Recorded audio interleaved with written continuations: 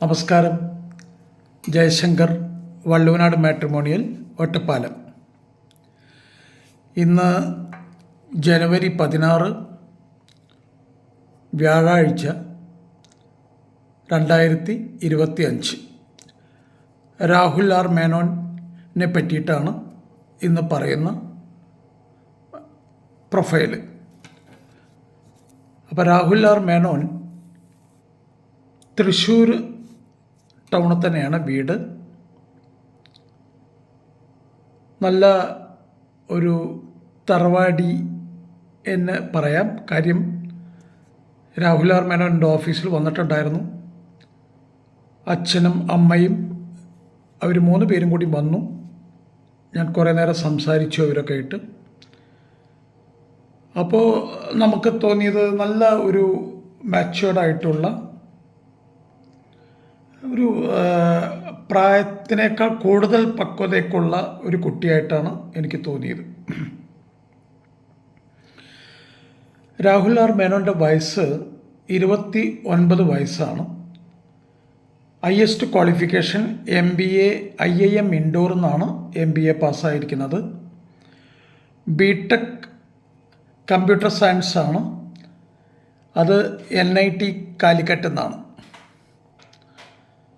ഇപ്പോൾ അദ്ദേഹം ജോലി ചെയ്യുന്നത് പ്രശസ്തമായ ഒരു ഫൈനാൻഷ്യൽ കമ്പനിയിലാണ്.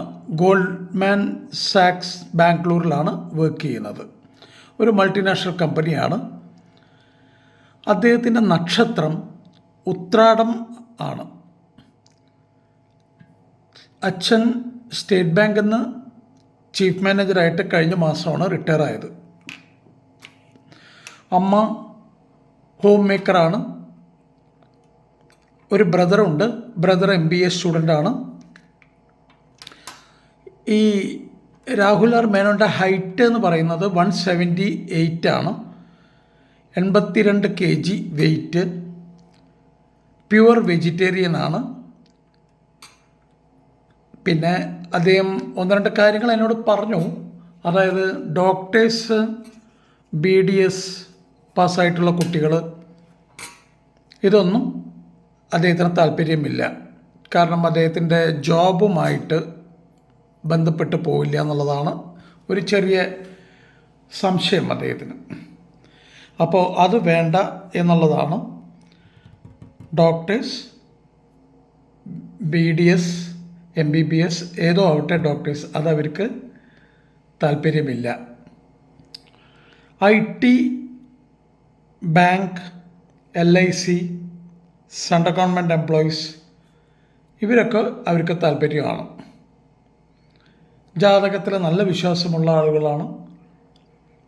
ജാതകം അവർ നോക്കും. അവരുടെ തന്നെ പണിക്കരെ വെച്ച് നോക്കുന്നതാണ്. അവരത് നോക്കിയതിന് ശേഷം വിവരം പറയും.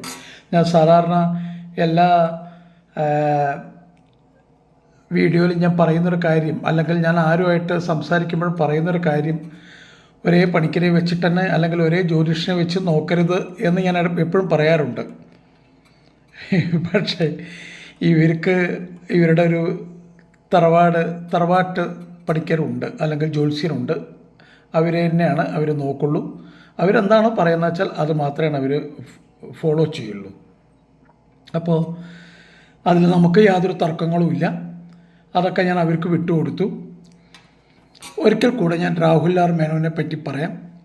29 വയസ്സ്, MBA IIM Indore, BTech computer science NIT എന്നാണ് പാസ്സായിരിക്കുന്നത്. NIT കാലിക്കറ്റ്. ഉത്രാടമാണ് നക്ഷത്രം. ഗോൾഡ്മാൻ സാക്സ് ബാംഗ്ലൂരിലാണ് വർക്ക് ചെയ്യുന്നത്. അച്ഛൻ retired chief manager state bank of India ആണ്. അമ്മ ഹോം മേക്കറാണ്. ഒരു ബ്രദറുണ്ട്, MBA സ്റ്റുഡൻ്റാണ്.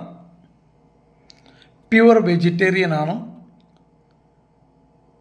ഡോക്ടേഴ്സ്, BDS ഈ വക ക്വാളിഫിക്കേഷൻ അവർക്ക് താല്പര്യമില്ല. രാഹുലിനൊട്ടും താല്പര്യമില്ല. IT, bank employees, LIC, central government employees etcetera അവർക്ക് ഓക്കെയാണ്.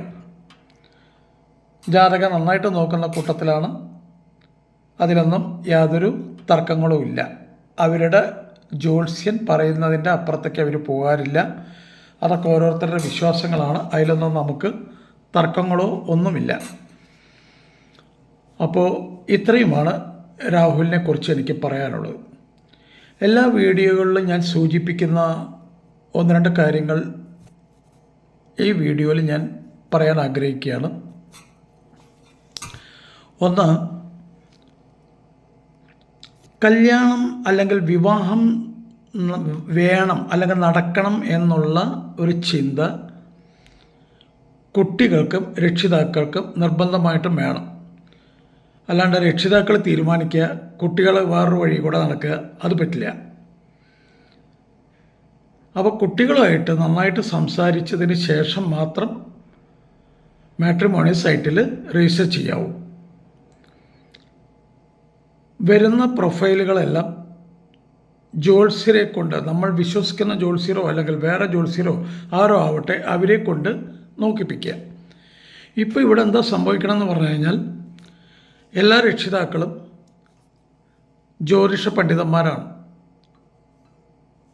ഈ വാരഫലങ്ങളും യൂട്യൂബും കാര്യങ്ങളൊക്കെ പഠിച്ച് ആവശ്യമില്ലാത്ത കുറേ കാര്യങ്ങൾ മനസ്സിലാക്കി വെച്ച് കുട്ടികളുടെ വിവാഹം എങ്ങനെ നടക്കാതിരിക്കാം അല്ലെങ്കിൽ എങ്ങനെ നടത്താതിരിക്കാം എന്നുള്ളതിനെ പറ്റിയിട്ടുള്ള അറിഞ്ഞോ അറിയാതെയുള്ള റിസർച്ചാണ് നടന്നുകൊണ്ടിരിക്കുന്നത്.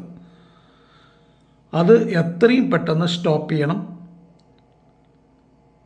കുട്ടികളുടെ വിവാഹം നടക്കുന്ന വരയ്ക്ക് നമ്മൾ ജ്യോതിഷ വർത്തമാനങ്ങളൊന്നും പറയില്ല എന്നങ്ങ് തീരുമാനം എടുക്കുക.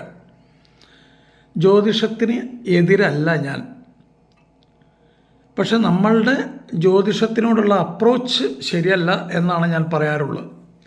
അപ്പോൾ അത് വളരെ ശ്രദ്ധിച്ച് മനസ്സിലാക്കുക, എന്താണ് പറയുന്നത്, അതിനനുസരിച്ച് മുന്നോട്ട് പോവുക.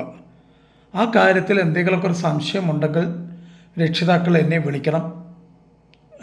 എവിടെയാണ് നമുക്ക് തെറ്റുപറ്റുന്നതെന്ന് കൃത്യമായിട്ട് ഞാൻ പറഞ്ഞുതരാൻ പറ്റും. അപ്പോൾ ഇത്രയും കാര്യങ്ങളാണ് എനിക്ക് ഇന്ന് രാഹുലിനെ കുറിച്ച് പറയാനും ഇൻ ജനറലായിട്ടുള്ള മറ്റുള്ള കാര്യങ്ങളും ഇത്രയും എനിക്ക് പറയാനുള്ളൂ. അപ്പോൾ എൻ്റെ വാക്കുകൾ ഞാൻ ഇവിടെ അവസാനിപ്പിക്കുകയാണ്. നന്ദി, നമസ്കാരം. Thank you so much.